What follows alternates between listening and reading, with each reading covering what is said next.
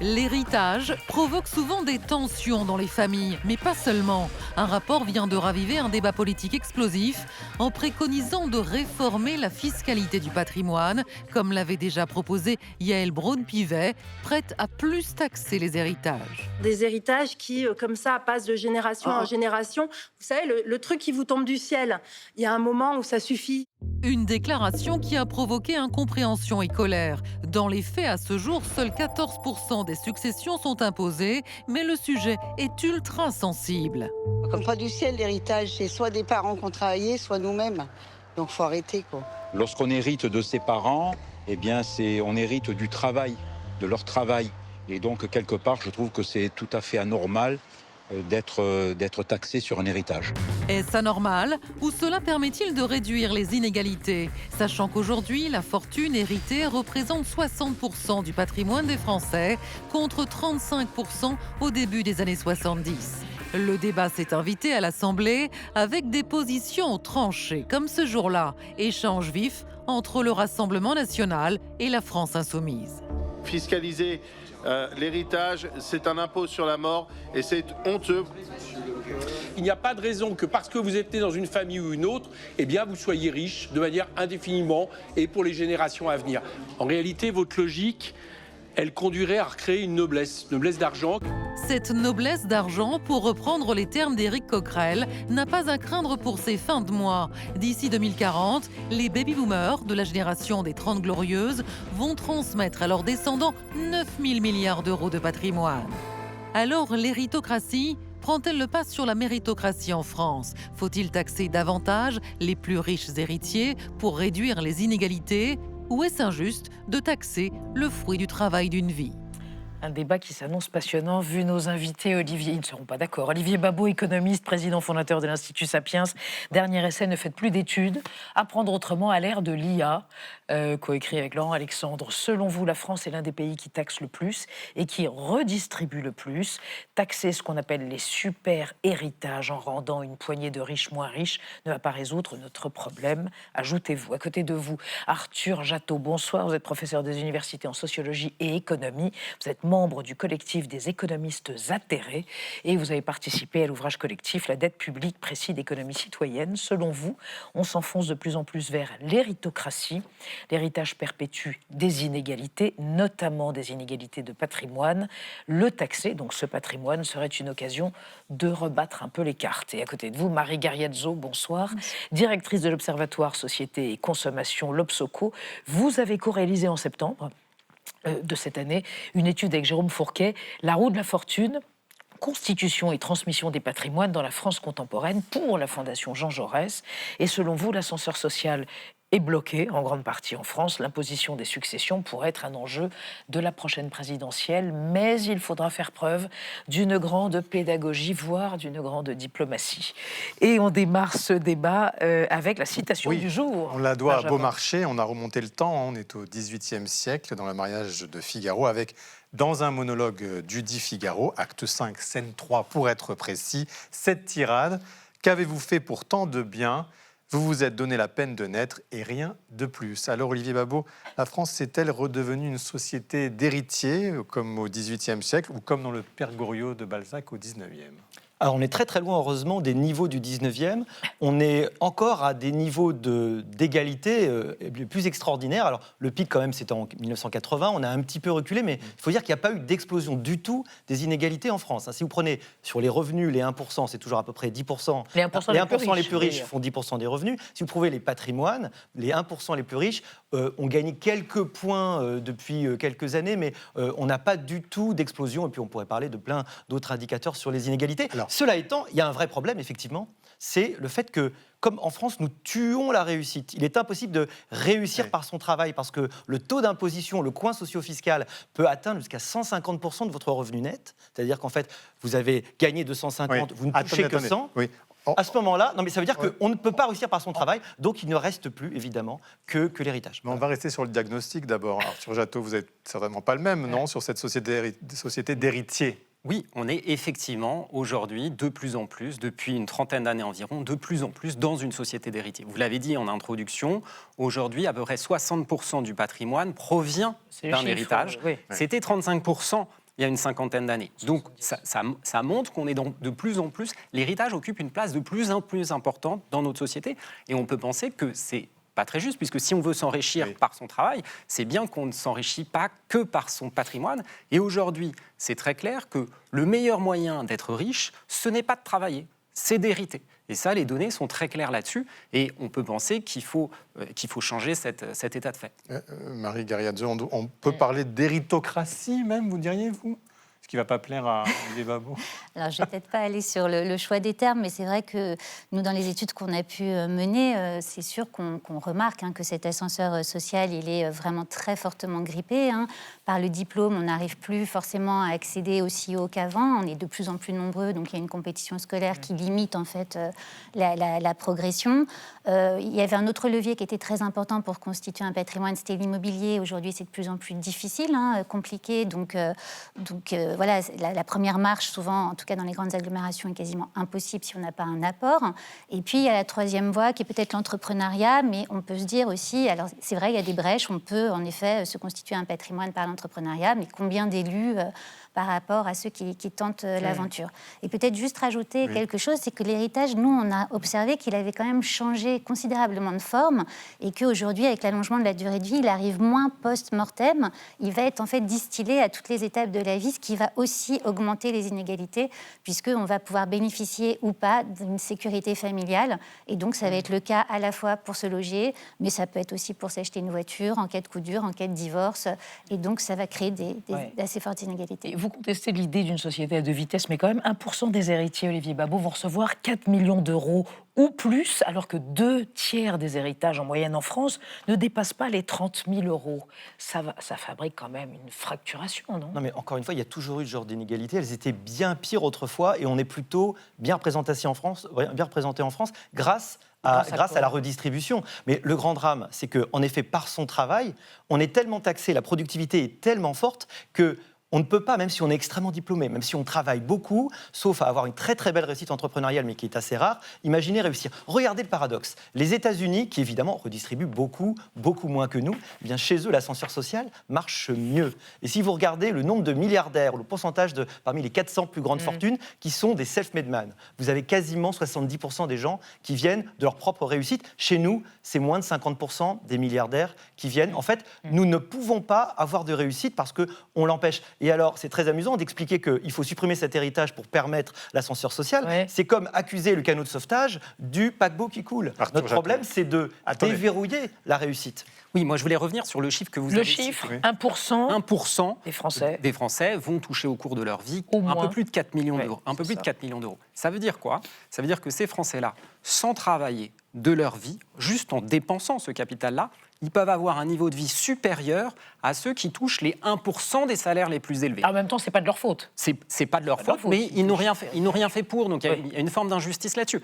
Et si on va même plus loin, si on prend les 0,1% qui touchent les héritages les plus élevés, c'est autour de 13 millions d'euros.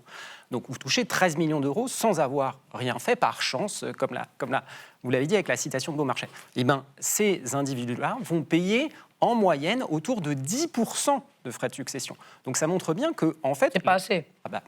Chacun sera libre de le juger. Pour ma part, je pense que c'est un peu insuffisant.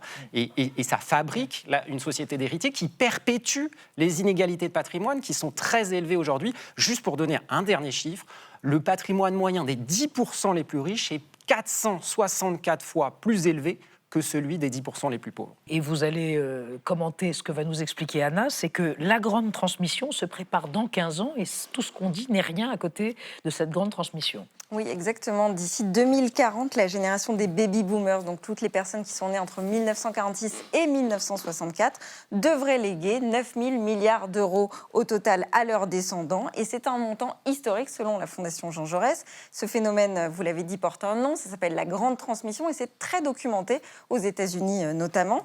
Les auteurs de cette étude, ils rappellent que même si l'héritage peut constituer un filet de sécurité, il est profondément inégalitaire. Leur crainte, c'est évidemment que les enfants des riches deviennent encore plus riches dans 15 ans et que cela finisse par trahir la promesse républicaine d'égalité des chances.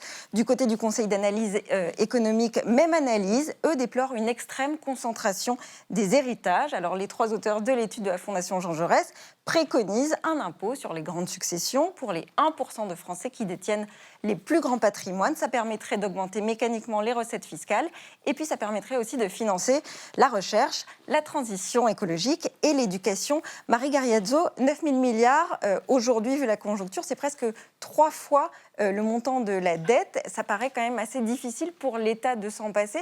Est-ce que vous pensez que ça peut réduire quand même les inégalités ? Alors cette grande transmission, elle ne touchera pas tout le monde de la même manière. Et ce qui est vrai aussi, c'est que cette grande transmission, elle va se confronter à l'allongement de la durée de vie. Et donc on peut aussi se dire, enfin en tout cas nous, les notaires qu'on a rencontrés, nous disent aussi qu'une partie de cet argent-là va être dépensée en fait dans la fin de vie des personnes qui vont être censées transmettre. Donc voilà, plus cette transformation de l'héritage que j'évoquais précédemment, qui fait que la génération des baby-boomers, qui est souvent pointée du doigt comme étant très privilégiée, en fait c'est une génération qui donne énormément à ses enfants. Et donc, au cours de la vie. On peut donner jusqu'à 100 000 euros à alors, ses on peut enfants, donner, en effet, par le biais de donations, mais au-delà de ça, on peut donner aussi, je veux dire, quand on participe à l'achat d'une voiture, quand on participe au financement, je sais pas, d'un mariage, surtout on donne un apport qui n'est pas forcément une donation pour acheter un bien immobilier. Et donc, en fait, c'est surtout ça qui va créer, en fait, des inégalités au-delà des gros revenus, des gros patrimoines. Ça va créer des inégalités à toutes les étapes de la vie et exclure les gens qui n'ont absolument pas cette sécurité familiale. Olivier Babot, taxer les super patrimoines, pour vous, c'est non, d'emblée. Alors oui, pour une raison qui est la raison du droit de propriété. Il faut se souvenir que quand on a touché les revenus, ils ont été très très fortement taxés. Quand on les possède sous forme de patrimoine, ils sont taxés parce qu'on a des impositions sur le patrimoine, d'autres pays n'ont pas. Et quand on fait la transmission, ils sont déjà taxés. C'est les sur droits 13 de millions, succession. si c'est 10%, c'est 1,3 million quand même que vous payez sur les droits de succession. Il faut rappeler qu'il y a beaucoup de pays, comme la Suède par exemple, comme l'Autriche, comme le Canada, qui ont supprimé leurs impôts de succession. Il faut quand même le dire. Les impôts, nous, on a tous les impôts au maximum à chaque fois. Alors pourquoi maintenant on a un grand thème autour de la grande transmission? Parce que l'État impécunieux et désespéré et fait absolument essaie de trouver tous les moyens, le raclage de fonds de tiroir pour arriver à avoir un peu d'argent. Mais regardez, les revenus sur les taxes sur l'héritage ont doublé en 10 ans, on est à 20 milliards. Les dépenses de l'État, c'est 1500 milliards. Le déficit de l'État, on est autour de 140 milliards en 2025. En réalité, vous pouvez augmenter de 5, 10% ou peut-être de 20%. Vous n'aurez même pas réglé le problème. Et ces 9 milliards, c'est des gens qui ont... 9 000 milliards, pardon. D'ailleurs, c'est sur 15 ans. Parce qu'en réalité, c'est 677 par an en moyenne. Et ça fait donc que 5% du patrimoine total. Voilà. Si l'État gérait mieux ses affaires, en effet, il n'aurait pas à aller chercher dans l'héritage des Français, petits comme gros d'ailleurs. Non, c'est pas ça le problème initial. Moi, je pense qu'effectivement, vous avez raison de parler de ces 9 000 milliards. Pour moi, c'est une occasion unique de revenir sur les inégalités de patrimoine. Le décès de quelqu'un, l'héritage, c'est le moment où on peut taxer significativement pour réduire les inégalités de patrimoine qui sont très élevées. Depuis une quinzaine d'années, les 1% les plus riches, vous avez dit quelques points de PIB. 3 points. Mais oui, mais c'est beaucoup, 3 points de PIB. Non, pas de PIB, en pourcentage de la richesse totale. Parce que par rapport au PIB, ça n'a pas de sens. Oui, par rapport sur le patrimoine, influe. tout à fait. Vous avez raison. Et là-dessus, donc, plusieurs points de patrimoine total qui va dans la poche des 1% les plus riches, au détriment des 99% restants. Et donc, évidemment qu'il faut que l'État, là-dessus, taxe davantage, profite de ça pour réduire ces inégalités qui sont excessives. C'est exactement ce que dit François Ruffin, on va l'écouter. Il fait partie de ces politiques qui veulent taxer les patrimoines, surtout les très gros. Écoutez. Taxez-nous sur nos patrimoines, taxez-nous sur nos successions. Ce sont 115 entrepreneurs, start-upers, millionnaires qui écrivaient cette tribune dans les Échos. Et là, il faut tout de suite préciser qu'on ne parle pas des héritages des Français ordinaires. Là, ce dont on parle, c'est bien des 1%, et même plus précisément des 0,1%, qui non seulement accumulent des patrimoines qui se chiffrent en milliards, en dizaines de milliards ou en centaines de milliards, mais qui en plus dessus se voient payer quasiment pas d'impôts par des effets d'optimisation. Bon alors finalement, Marie Gariazzo, ce dont on parle vraiment, ce qui pose problème, c'est les très gros patrimoines ou pas? Ou il faut aller au-delà de ça? Et puis ce qu'a dit François Ruffin, c'est l'optimisation fiscale en fait. C'est vrai que Il y a les droits de succession, mais il y a surtout la façon dont les grands patrimoines arrivent à échapper en fait un peu aux impôts qui sont mis en place ou à bénéficier de systèmes qui sont mis en place à leur avantage. Et ça, c'est quelque chose qui est, de notre point de vue, un objectif assez important. C'est-à-dire que devrait être taxé 40% et c'est 10% au final, par exemple? Oui, puis parce qu'en fait, on se rend compte que, un des éléments, en tout cas nous, dans l'étude qu'on a menée, qui était vraiment un fil directeur, c'est cette fameuse culture financière et fiscale qui bénéficie en fait à ceux qui la possèdent. Et ceux qui la possèdent, c'est soit ceux qui travaillent dans le secteur, soit en tout cas les plus riches qui peuvent se faire accompagner. Et on voit que même tous les dispositifs qui ont pu être mis en place par l'État, notamment pour accéder à la propriété, ont été en fait à l'avantage des personnes qui possédaient cette culture financière et qui, par le biais de cette culture-là, avaient le moyen à la fois de bénéficier de ces dispositifs ou de les détourner. Olivier Bao, ce 0,1%, on n'y touche pas non plus? Ou il y a une marge tout de même? Moi, je suis très pragmatique. Les gens, ils ont le choix entre 0% dans beaucoup de pays et théoriquement 10%, ou même 40% si c'était vraiment employé chez nous. En général, si c'est assez bas pour beaucoup de grands patrimoines, vous savez, c'est parce qu'il y a dedans de l'appareil productif. Alors, peut-être qu'il y a des abus, peut-être qu'il y a des moments où on peut regarder s'il n'y a pas des choses qui ne ressortissent pas réellement au patrimoine productif, mais il faut faire très attention parce qu'on parle là donc du fameux pacte Dutreil, qui fait que si on n'a pas de transmission, en fait, c'est tout simplement qu'on vend nos entreprises et que les gens partent ailleurs. Donc moi, c'est du pragmatisme. Il y a plein de pays autour de nous, en particulier l'Italie, on peut parler de la Suisse, qui donnent des deals fiscaux extrêmement intéressants. La France n'est pas une île au milieu d'un océan vide. Non, la France a des voisins et malheureusement, il faut faire avec ces gens-là. On a besoin de ces gens riches. Il faut rappeler que 57% des Français, comme l'a montré l'INSEE, sont bénéficiaires nets de la redistribution. Ça veut dire que leur taux d'imposition est en réalité négatif. On a besoin des plus riches pour financer le système qui déjà est déséquilibré. Donc voilà, gardons-les et essayons d'être raisonnables dans le plumage de loi, comme disait, je crois, le ministre de Louis XIV, très fameux. Voilà. Qu'est-ce que vous en pensez sur ces plus riches? Parce que est-ce que vous êtes pour qu'on aille plus loin, qu'on taxe toutes les donations du vivant, y compris les 100 000 euros, comme disait 100 000 euros tous les 15 ans par enfant? Alors moi, je suis pour qu'il y ait un barème réellement progressif de l'héritage. Aujourd'hui, le barème, il est progressif quand on le regarde, mais il y a tellement de dispositifs d'exonération qui permettent de sortir du barème. Vous avez parlé du pacte Dutreil, mais il y a aussi les assurances-vie, le démembrement du droit de propriété, qui font qu'en fait, il y a un manque de progressivité. En fait, il faut qu'il y ait plus de justice dans la manière de taxer ces héritages. Et c'est s'il y a plus de justice dans la manière de taxer les héritages que ces frais de succession, cette taxe sur l'héritage sera plus acceptée. Mais par exemple, pas de taxe sur les contribuables. 100 000 premiers euros. Ça vous paraît normal ou pas? On le conserve ou pas? Ça peut, pour moi, ça peut se discuter. Pourquoi est-ce qu'on en fait, on privilégierait les taxations en ligne directe, etc. Moi, je suis pour qu'il y ait un barème progressif dès le premier euro, mais qui soit réellement progressif, de manière à ce que tout le monde soit taxé sur l'héritage, mais les héritages les plus petits, très faiblement taxés, comme c'est le cas aujourd'hui. Évidemment, le retour de l'ISF. Mais aujourd'hui, la majorité des héritages ne sont pas taxés. Sourire de son voisin. Oui. Alors non, mais c'est toujours l'idée qu'on est absolument les seuls. Et tout ça pour alimenter quoi? Le tonnet des Danaïdes de dépenses. Si les dépenses sociales à la redistribution faisaient la mobilité sociale, on n'aurait pas un ascenseur social, on aurait une fusée. Au contraire, elle est très mauvaise. Il faut peut-être se poser une question à un moment donné. C'est peut-être pas une question de redistribution, ou peut-être qu'elle est mal faite, peut-être qu'il faut essayer de repenser les choses. Peut-être que rendre les riches moins riches ne va pas rendre les pauvres moins pauvres. Peut-être qu'il y a peut-être d'autres choses à imaginer. Alors, on va s'interroger sur, philosophiquement, l'héritage. Taxer l'héritage, c'est empiéter sur la liberté individuelle ou c'est abonder dans la justice sociale. Mais regardez, une archive autour des droits de succession, un sujet qui est tabou en France depuis longtemps. Beaucoup de Français les considèrent comme un impôt sur la mort. C'est l'impôt le plus impopulaire de France et c'était déjà le cas, il n'y a pas très longtemps, il y a 20 ans, en 2005, même auprès de gens aux revenus a priori modestes. Les impôts ne sont jamais populaires, mais c'est particulièrement vrai pour les droits que l'État prélève sur les successions, surtout quand cette taxe frappe l'héritage laissé par un père ou une mère à ses enfants. Toutes les personnes payent des impôts lorsqu'ils acquièrent un bien. Il n'est pas normal qu'ensuite les héritiers payent encore un impôt sur ce bien qui finalement leur vient des parents. Quand on voit des gens qui ont travaillé toute leur vie pour économiser quelque chose, ils l'ont acquis quand même par leur travail, et en plus qu'on doit encore payer quelque chose, c'est vrai que c'est pas tout à fait normal. Marie Gariazzo, quand vous entendez cela, il n'y a pas un immense paradoxe? La majorité des Français, une écrasante majorité d'entre eux, ne veulent pas de taxation du patrimoine, même s'ils n'ont rien à transmettre. Oui, c'est ça. Alors, c'est vrai, c'est un vrai paradoxe, c'est-à-dire qu'ils sont majoritairement pour le rétablissement de l'ISF, même la taxe Zuckman, mais ils sont viscéralement opposés à l'augmentation des droits de succession. Pourquoi ?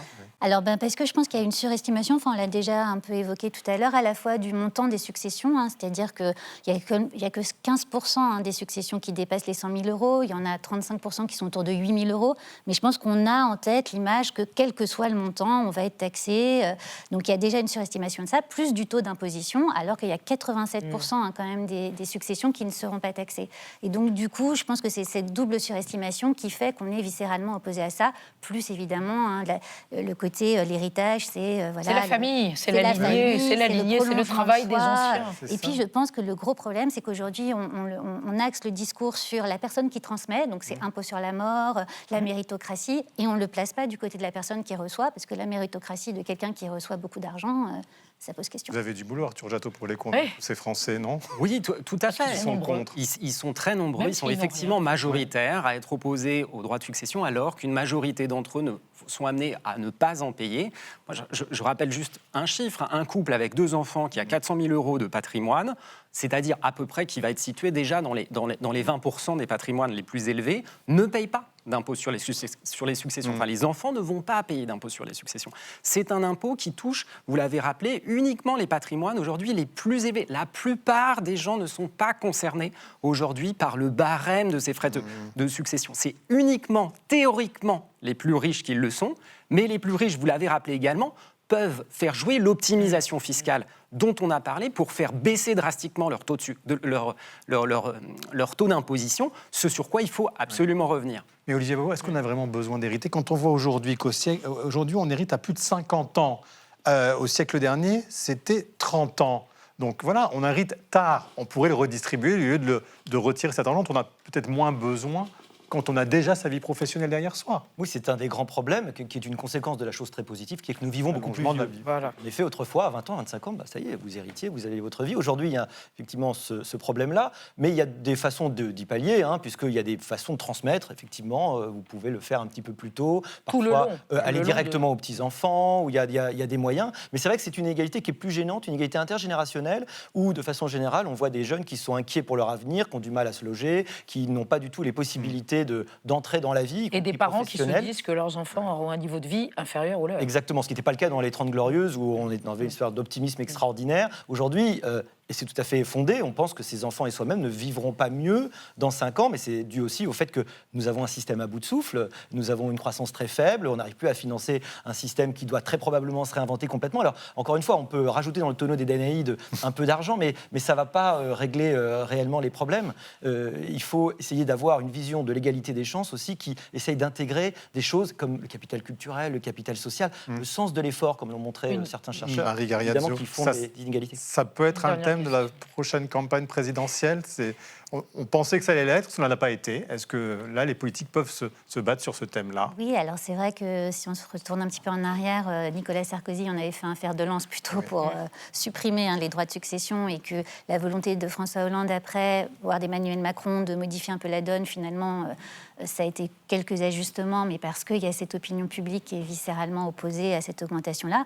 Quoi qu'il en soit, on voit quand même qu'aujourd'hui, la taxe Zuckman, le sujet s'invite quand même de façon relativement durable dans le débat public, ce qui est quand même un fait Et il notable. s'est invité ce soir, et il se réinvitera vraisemblablement. Merci d'avoir participé à notre débat.